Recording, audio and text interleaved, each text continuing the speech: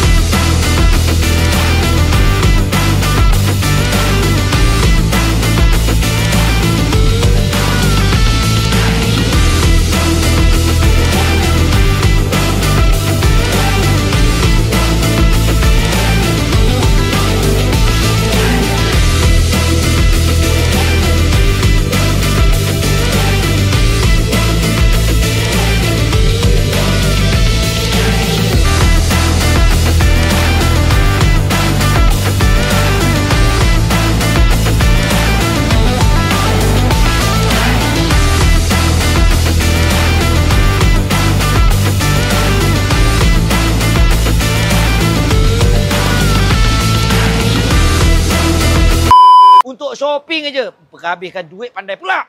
Suruh menabung bukan main payah lagi. Alhamdulillah dah selesai pun BMS 2025. Hari ini adalah hari ketiga yang terakhir. Memang menarik, macam-macam aktiviti. Ramai sekali orang yang datang. Aktiviti banyak, begitu menarik sekali. Memang cukup-cukup meriah. Begini orang, tak lain dan tak bukan juga. Mereka datang tu sebab siapa? Sebab nak jumpa saya lah. Cira.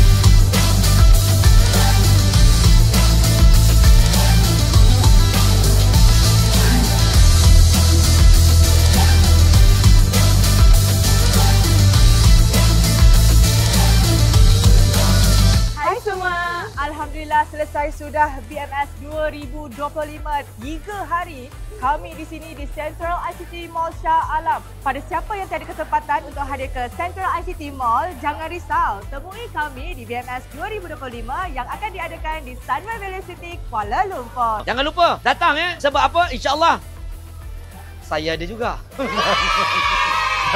Jumpa di sana. Ya. Yeay. Dia anda yang